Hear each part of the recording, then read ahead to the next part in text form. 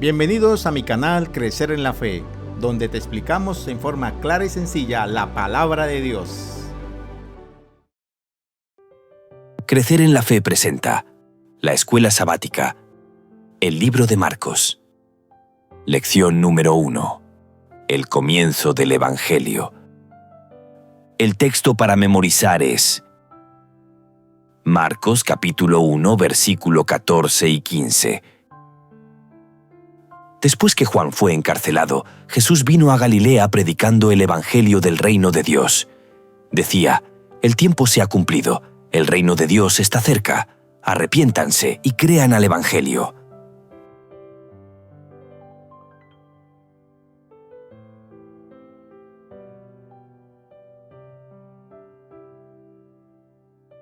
Iniciaremos nuestro estudio haciéndonos una pregunta. ¿Quién escribió el Evangelio de Marcos? Ninguno de los evangelios registra el nombre de su autor, pero el testimonio unánime y coherente de la tradición cristiana señala a Juan Marcos como el autor del Evangelio que lleva su nombre. Desde la antigüedad, cada evangelio fue asociado con un apóstol, Mateo, Juan, Lucas, o con un compañero de algún apóstol. Por ejemplo, al Evangelio de Lucas se lo asocia con el apóstol Pablo. Pablo escribió lo siguiente: Os saluda Lucas, el médico amado, y Demas. Solo Lucas está conmigo. Toma a Marcos y tráele contigo, porque me es útil para el ministerio.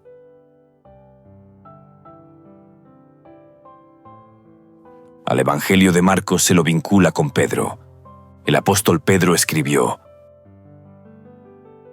La iglesia que está en Babilonia, elegida juntamente con vosotros, y Marcos mi hijo, os saludan.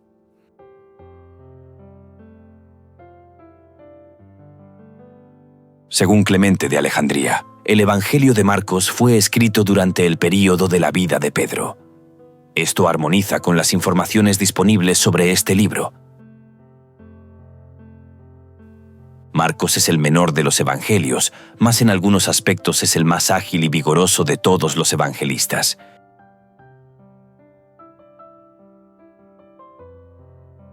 En este estudio aprenderemos acerca de Marcos a la luz de lo que la Escritura dice de él. Observaremos su fracaso inicial y su posterior recuperación. Marcos, al escribir, sostuvo su estilo conciso, enérgico, incisivo, vívido, pintoresco, y con frecuencia ofrece detalles significativos que los otros evangelistas no mencionan. El comentario también señala que Marcos da énfasis a Jesús como un hombre de acción, mientras que Mateo lo presenta como maestro. Marcos registra casi todos los milagros relatados por los otros dos autores sinópticos. En el registro del evangelista, su énfasis en los milagros señala claramente su propósito de destacar el supremo poder de Dios, evidenciado por las señales y maravillas operadas por el mismo Jesús. Marcos relata la vida de Cristo básicamente en orden cronológico, no por tópicos como Mateo lo hace. Terminaremos esta corta introducción del libro de Marcos, preguntándonos ¿por qué fue escrito o cuál fue su propósito? El objetivo del autor es señalar que Cristo cumplió las predicciones de las profecías del Antiguo Testamento. En este video y en las diferentes secciones estudiaremos que Marcos prueba que Jesús es el Mesías por el testimonio que da de su poder divino, el cual, presumiblemente, sería el más convincente a los lectores a quien se dirigía, cristianos de origen gentilicio, o tal vez romano. Y este estudio lo haremos mediante los siguientes puntos. Primero, el misionero fracasado. Segundo, Una segunda oportunidad. Tercero, el mensajero. Cuarto, el bautismo y tentación de Jesús. Quinto, la profecía de las 70 semanas. El Evangelio según Jesús.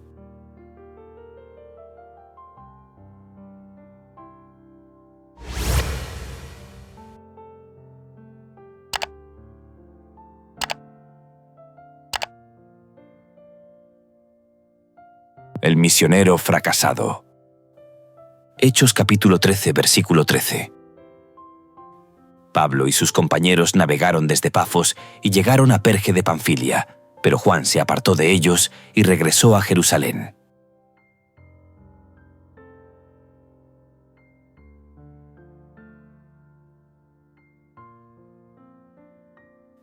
Las Sagradas Escrituras en el libro de Hechos presentan a Marcos como Juan Marcos o Juan apodado Marcos. Consciente de lo sucedido, fue a casa de María, la madre de Juan, apodado Marcos, donde muchas personas estaban reunidas orando. Es probable que Juan Marcos, quien escribió el Evangelio de Marcos, fuera un hombre joven cuando ocurrieron los eventos mencionados en Hechos capítulo 12, alrededor de la década de los años 40 del primer siglo. Se lo presenta en el versículo 12 como el hijo de una mujer llamada María. Evidentemente, ella era adinerada y simpatizante de la Iglesia y fue anfitriona de la famosa reunión de oración celebrada en su hogar que registra Hechos 12.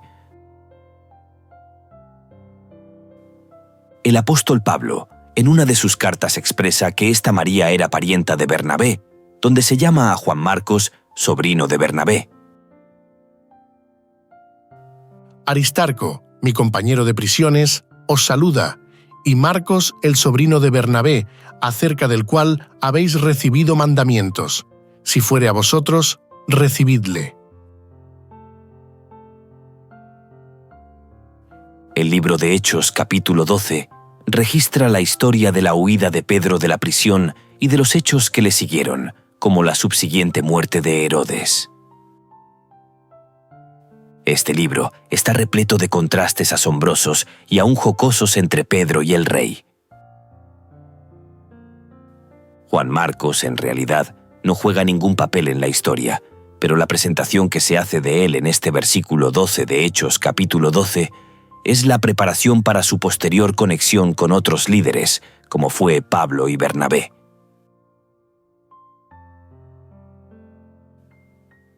Hechos capítulo 13 nos muestra la vinculación de Marcos con Saulo y Bernabé y los resultados que esto produjo. Había entonces en la iglesia que estaba en Antioquía profetas y maestros: Bernabé, Simón, el que se llamaba Niger, Lucio de Cirene, Manaén, el que se había criado junto con Herodes, el tetrarca, y Saulo. Ministrando estos al Señor y ayunando, dijo el Espíritu Santo: Apartadme a Bernabé y a Saulo para la obra a que los he llamado. Entonces, habiendo ayunado y orado, les impusieron las manos y los despidieron. Ellos, entonces, enviados por el Espíritu Santo, descendieron a Seleucia y de allí navegaron a Chipre. Y llegados a Salamina, anunciaban la palabra de Dios en las sinagogas de los judíos. Tenían también a Juan de ayudante. Habiendo zarpado de Pafos, Pablo y sus compañeros arribaron a Perge de Panfilia, pero Juan, apartándose de ellos, volvió a Jerusalén. Hechos capítulo 13, versículos 5 y 13, menciona a un ayudante llamado Juan. Este Juan es Juan Marcos. Hechos capítulo 13 describe el primer viaje misionero de Saulo y Bernabé a comienzos del año 46 a.C. Juan Marcos no es mencionado hasta el versículo 5, y su rol es simplemente el de un ayudante o servidor. No se hace ninguna otra referencia al joven hasta el versículo 13, donde el breve reporte señala que volvió a Jerusalén. No se da ninguna razón para su partida, el por qué se devolvió a Jerusalén. La ausencia bíblica de cualquier descripción acerca de sus sentimientos o emociones deja librado a la imaginación que pudo haber motivado su abandono del esfuerzo misionero, que estaba sin duda lleno de peligro y desafíos.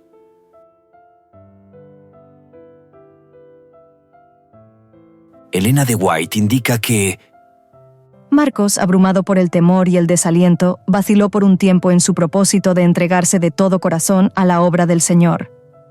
No acostumbrado a las penurias, se desalentó por los peligros y las privaciones del camino. En resumen, las cosas simplemente se tornaron demasiado duras para él y quiso irse. Marcos abandonó la misión.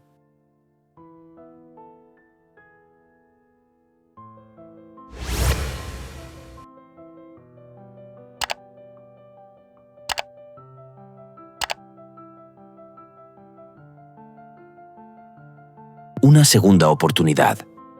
Segunda de Timoteo capítulo 4, versículo 11. Solo Lucas está conmigo. Recoge a Marcos y tráelo contigo, porque me es de ayuda en mi ministerio.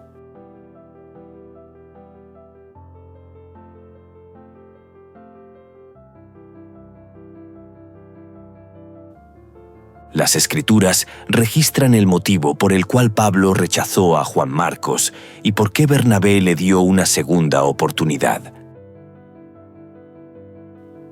Después de algunos días, Pablo dijo a Bernabé: «Volvamos a visitar a los hermanos en todas las ciudades en que hemos anunciado la palabra del Señor, para ver cómo están». Y Bernabé quería que llevasen consigo a Juan, el que tenía por sobrenombre Marcos. Pero a Pablo no le parecía bien llevar consigo al que se había apartado de ellos desde Panfilia y no había ido con ellos a la obra. Y hubo tal desacuerdo entre ellos que se separaron el uno del otro. Bernabé, tomando a Marcos, navegó a Chipre, y Pablo, escogiendo a Silas, salió encomendado por los hermanos a la gracia del Señor.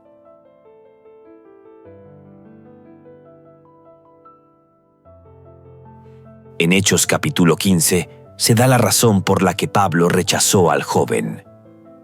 Juan Marcos se había apartado de ellos y no continuó en la obra del ministerio.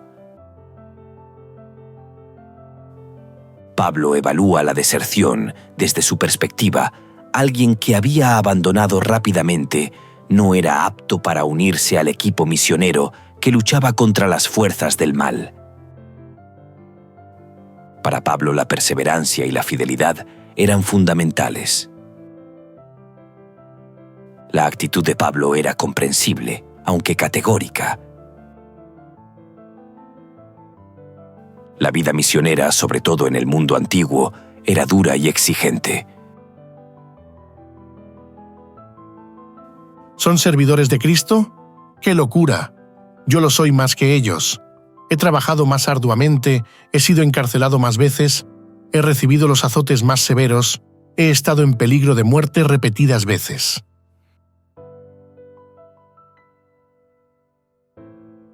Pablo dependía de sus misioneros asociados para que lo ayudaran a llevar la carga de una tarea y unas condiciones muy desafiantes.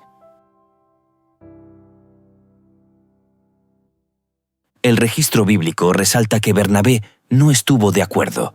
Él veía potencial en Marcos y no quería dejar atrás al joven. La disputa que se suscitó entre Pablo y Bernabé respecto de Juan Marcos fue tan profunda que se separaron. Pablo eligió a Silas para que fuera con él, y Bernabé tomó a Marcos. El libro de Hechos no explica por qué Bernabé decidió llevar a Marcos consigo. En verdad, este es el último pasaje del libro de Hechos, que menciona a ambos hombres, pero no el último lugar del Nuevo Testamento donde se lo nombra a Marcos.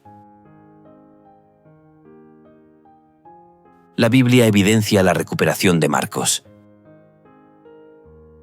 Solo Lucas está conmigo.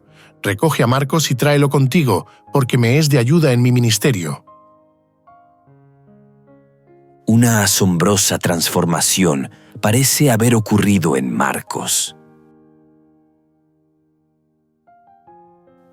El apóstol Pablo indica el valor que el joven tiene para él y para el ministerio. Pablo ahora lo considera uno de sus colaboradores y quiere que Timoteo lo traiga consigo.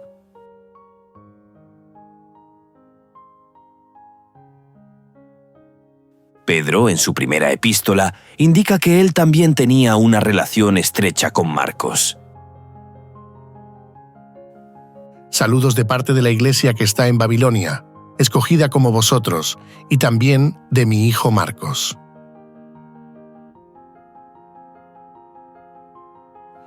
Estos registros de Pablo y Pedro fueron escritos probablemente a principios de la década del 60, entre 15 y 20 años después de la experiencia registrada en Hechos capítulo 15.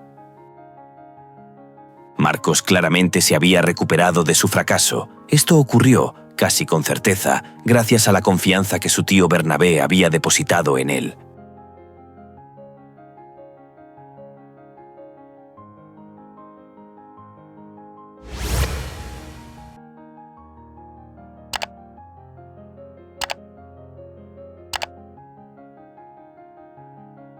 El mensajero.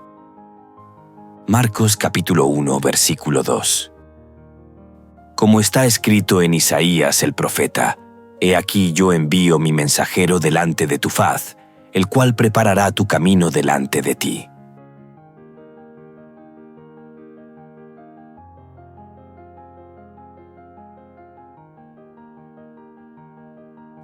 El libro de Marcos inicia mencionando unos personajes especiales, desempeñando un papel esencial.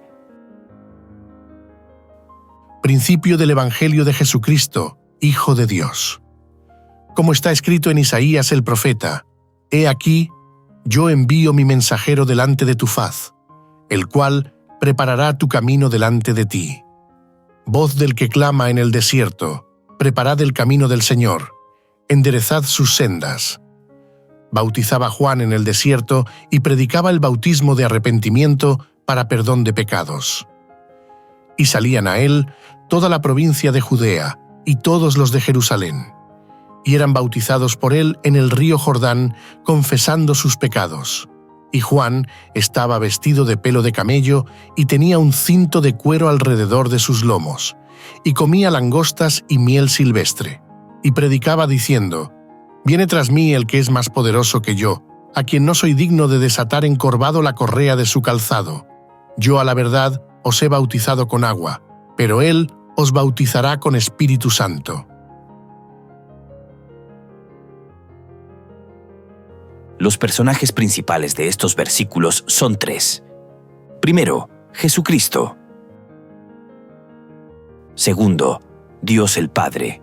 Dios el Padre está implícito en las palabras de Marcos. Capítulo 1, versículo 2. «He aquí yo envío». Tercero, el predicador y mensajero Juan el Bautista, como sujeto principal de la última sección de este pasaje.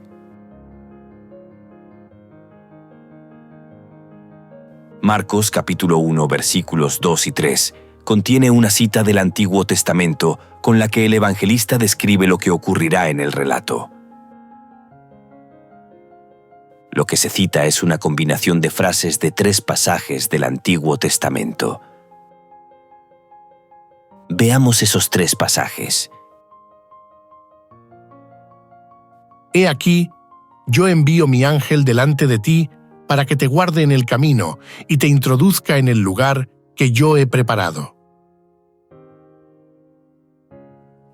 Voz que clama en el desierto, preparad camino a Jehová, enderezad calzada en la soledad a nuestro Dios. He aquí, yo envío mi mensajero, el cual preparará el camino delante de mí, y vendrá súbitamente a su templo el Señor a quien vosotros buscáis, y el ángel del pacto, a quien deseáis vosotros. He aquí viene, ha dicho Jehová de los ejércitos.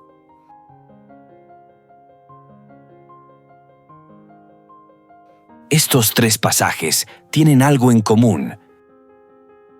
Éxodo capítulo 23, versículo 20, se refiere a un ángel que Dios enviaría delante de los israelitas para conducirlos a Canaán. Isaías capítulo 40, versículo 3, describe a Dios haciéndose presente en el desierto con un camino preparado por Él para su pueblo. Y por último, el libro de Malaquías capítulo 3, versículo 1, se refiere a un mensajero que va delante del Señor para preparar su camino.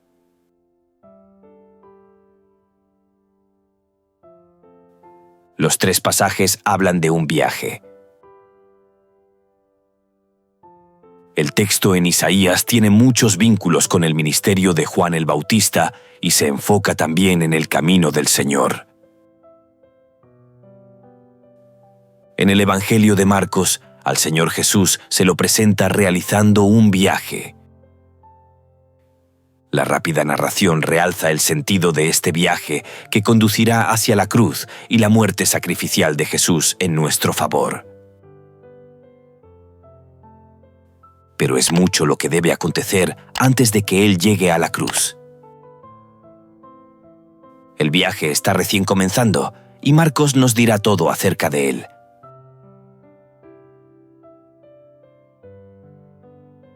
A tono o en armonía con las citas del Antiguo Testamento, en Marcos capítulo 1, versículos 2 al 4, Juan el Bautista hace un llamado. ¿Sabes cuál es ese llamado que hace Juan el Bautista? Un llamado al arrepentimiento, un llamado a abandonar el pecado, un llamado a volver a Dios.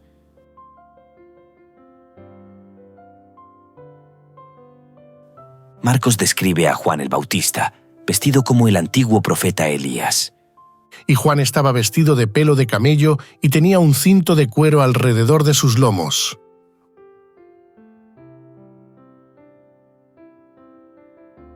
Juan el Bautista habla en Marcos capítulo 1, versículos 7 y 8, acerca de uno que vendría después de él y que es más poderoso que él. Y predicaba, diciendo, «Viene tras mí el que es más poderoso que yo, a quien no soy digno de desatar encorvado la correa de su calzado. Yo a la verdad os he bautizado con agua, pero él os bautizará con Espíritu Santo». La declaración de que no es digno de desatar la correa de las sandalias del que vendría demuestra la exaltada perspectiva que tiene de Jesús.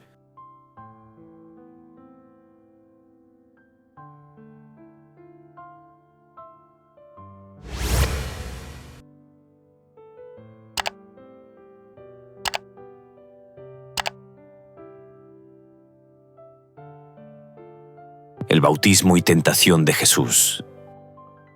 Marcos capítulo 1, versículo 9. Aconteció en aquellos días que Jesús vino de Nazaret de Galilea y fue bautizado por Juan en el Jordán.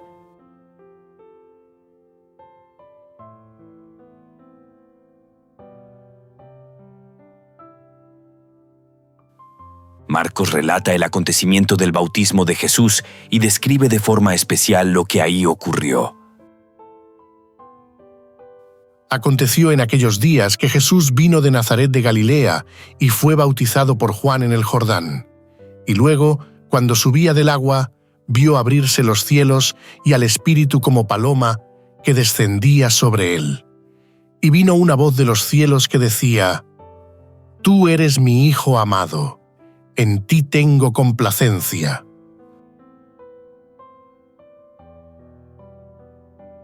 Juan bautiza a Jesús en el río Jordán, y cuando asciende del agua, ve los cielos abiertos y al Espíritu Santo descender sobre él como una paloma.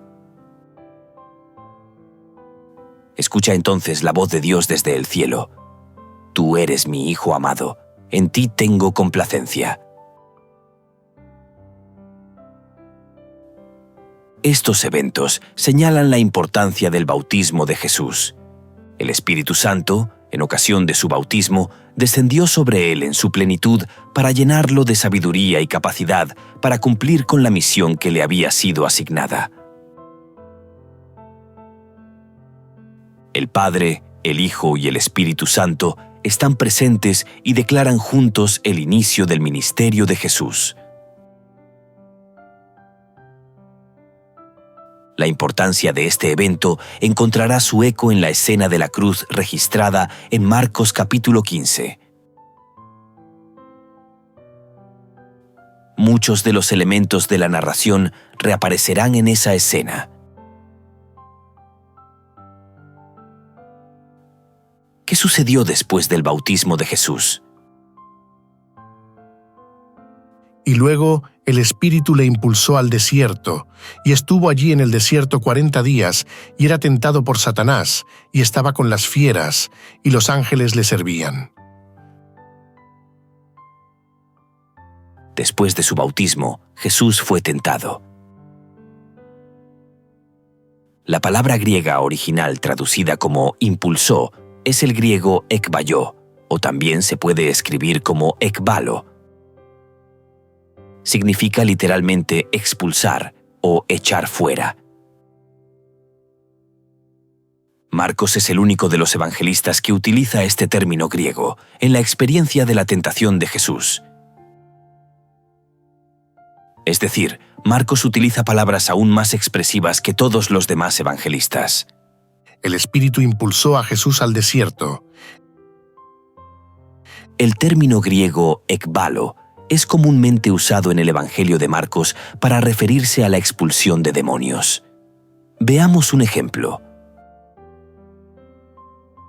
Y que tuviesen autoridad para sanar enfermedades y para echar fuera demonios. Donde el verbo echar es traducido del griego ekbalo. La presencia del Espíritu Santo aquí en Marcos capítulo 1, versículo 12, ilustra el poder del Espíritu Santo en la vida de Jesús. El Señor, iniciando el viaje de su ministerio, e inmediatamente se enfrenta a Satanás. Jesús no provocó la tentación, ni tampoco se colocó a sabiendas en el terreno hechizado del diablo. Se retiró al desierto para estar solo con su Padre y para meditar en la misión que tenía por delante. Los escritos inspirados nos indican lo siguiente sobre la tentación de Jesús. Jesús tomó sobre sí la naturaleza humana y con ella la posibilidad de ceder al pecado. Se permitió que arrostrara los peligros de la vida en común con toda alma humana, que peleara la batalla como la debe pelear cada hijo de la familia humana, aún a riesgo de sufrir la derrota y la pérdida eterna.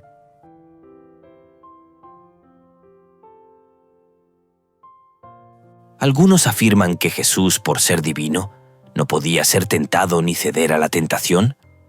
¿Será cierto tal afirmación? No es cierto. Jesús sí podía ser tentado. Siendo divino, no podemos olvidar que también era humano. Poseía las dos naturalezas. Nunca utilizó su divinidad en el contexto del plan de salvación. Por medio de su naturaleza humana, experimentó la tentación. Tenemos un representante ante el Padre que puede compadecerse de nuestras debilidades, porque fue tentado en todo según nuestra semejanza. Por eso se nos invita a acercarnos confiadamente al trono de la gracia, para alcanzar misericordia y hallar gracia para el oportuno socorro. Dentro de cada corazón humano se repite el gran conflicto que Cristo debió soportar en el desierto de la tentación. Sin pruebas, sin la oportunidad de elegir entre hacer lo bueno y hacer lo malo, no puede desarrollarse el carácter para el cielo. La fuerza para resistir a la tentación se desarrolla resistiendo a la tentación.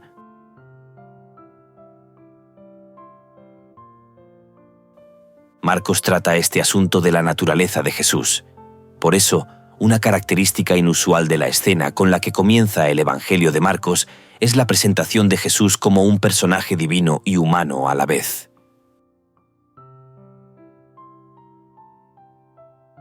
Jesús como divino.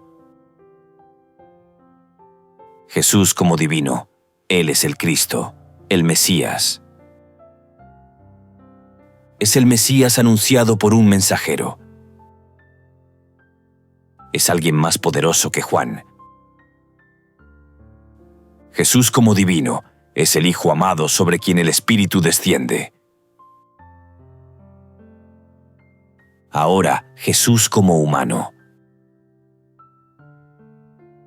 Jesús como humano es bautizado por Juan, no a la inversa. Es impulsado por el Espíritu. Es tentado por Satanás. Jesús como humano está con animales salvajes y es atendido por ángeles.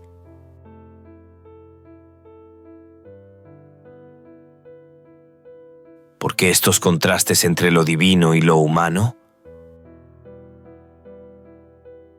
Es necesario que todo creyente tenga claro esto.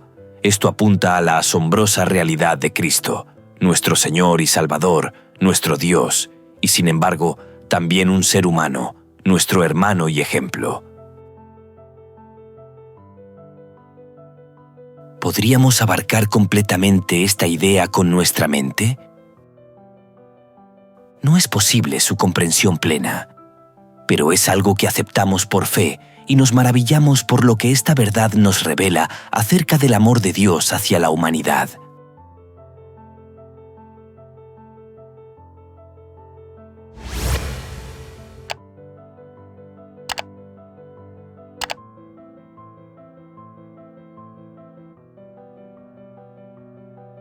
La profecía de las 70 semanas.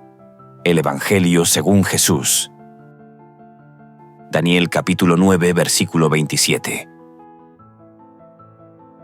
Y por otra semana confirmará el pacto con muchos. A la mitad de la semana hará cesar el sacrificio y la ofrenda.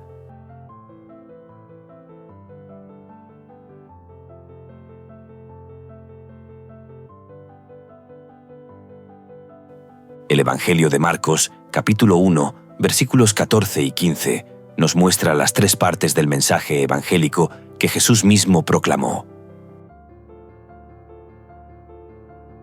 Después que Juan fue encarcelado, Jesús vino a Galilea predicando el Evangelio del reino de Dios, diciendo: «El tiempo se ha cumplido y el reino de Dios se ha acercado.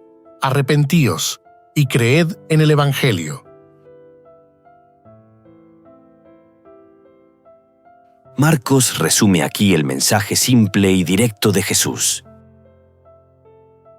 Sus tres partes del mensaje de Jesús son ilustradas en el siguiente cuadro.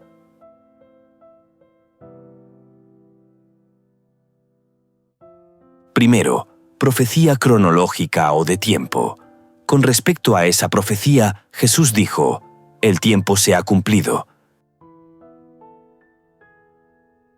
Segundo, está la promesa de pacto. Con respecto a esto, Jesús dijo: «El reino de Dios se ha acercado». Tercero, tenemos el llamado al discipulado. Jesús dijo sobre esto: «Arrepentíos y creed en el Evangelio». Así quedaría el cuadro. La profecía cronológica o de tiempo a la que Jesús se refiere es la de las 70 semanas de Daniel capítulo 9, versículos 24 al 27. 70 semanas están determinadas sobre tu pueblo y sobre tu santa ciudad, para terminar la prevaricación y poner fin al pecado y expiar la iniquidad, para traer la justicia perdurable y sellar la visión y la profecía y ungir al Santo de los Santos. Sabe, pues, y entiende que desde la salida de la orden para restaurar y edificar a Jerusalén hasta el Mesías príncipe, habrá 7 semanas y 62 semanas. Se volverá a edificar la plaza y el muro en tiempos angustiosos. Y después de las 62 semanas se quitará la vida al Mesías, mas no por sí, y el pueblo de un príncipe que ha de venir destruirá la ciudad y el santuario, y su fin será con inundación, y hasta el fin de la guerra durarán las devastaciones. Y por otra semana confirmará el pacto con muchos. A la mitad de la semana hará cesar el sacrificio y la ofrenda. Después, con la muchedumbre de las abominaciones, vendrá el desolador, hasta que venga la consumación y lo que está determinado se derrame sobre el desolador.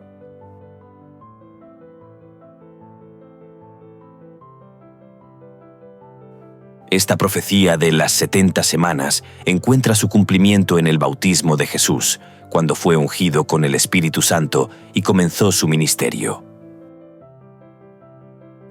Cómo Dios ungió con el Espíritu Santo y con poder a Jesús de Nazaret, y cómo éste anduvo haciendo bienes y sanando a todos los oprimidos por el diablo, porque Dios estaba con él.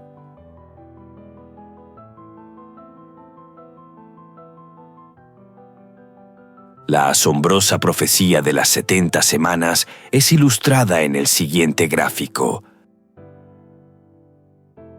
Partamos diciendo que en la profecía un día representa un año. ¿Cuándo comienza esta profecía? Sabe, pues, y entiende que desde la salida de la orden para restaurar y edificar a Jerusalén hasta el Mesías príncipe habrá 7 semanas y 62 semanas. Se volverá a edificar la plaza y el muro en tiempos angustiosos.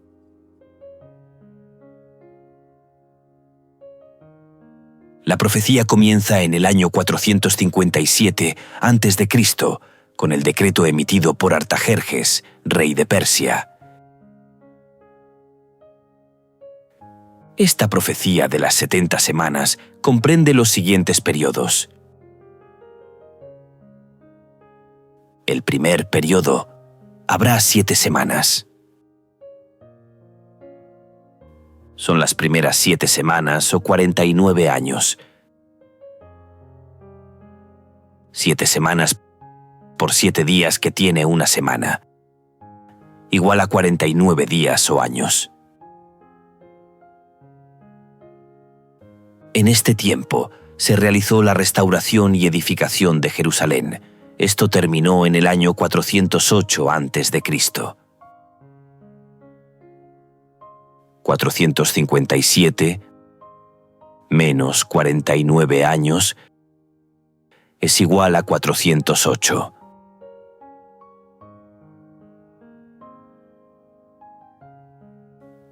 El segundo periodo y 62 semanas. Las 62 semanas equivalen a 434 años. 62 semanas por 7 días que tiene una semana, igual a 434. Partiendo del año 408, al cual le restamos los 434 años, llegamos al año 27 después de Cristo. Es el año 27 y no 26, porque hay que tener en cuenta el año 0. Es decir, las 69 semanas proféticas habrían de extenderse hasta el año 27 después de Cristo, cuando Jesús fue bautizado y ungido con el Espíritu Santo al comienzo de su ministerio.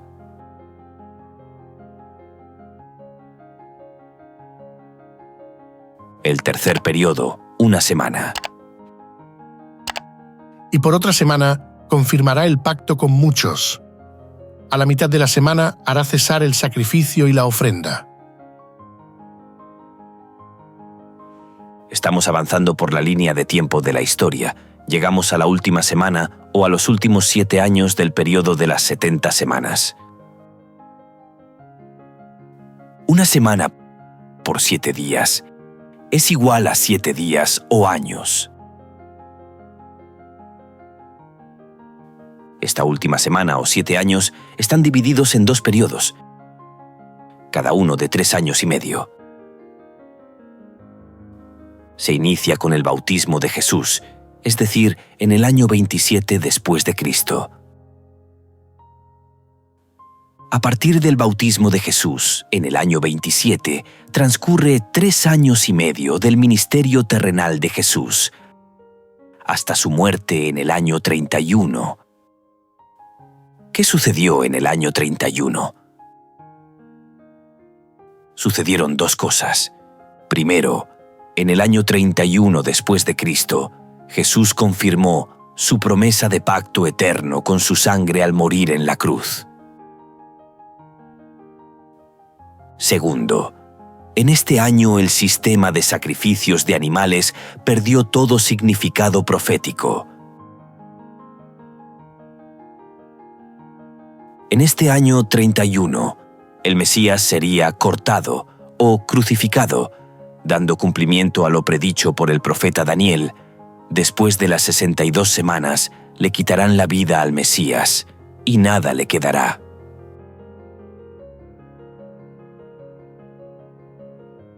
Segundo, en la otra mitad de la semana, en los últimos 3 años y medio, se inician con la muerte de Cristo en el año 31.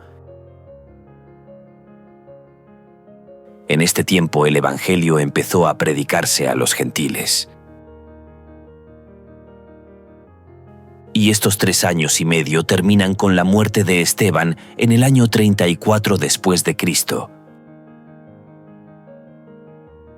Cuando Esteban fue apedreado y el mensaje del Evangelio comenzó a ser predicado a los gentiles, así como también a los judíos.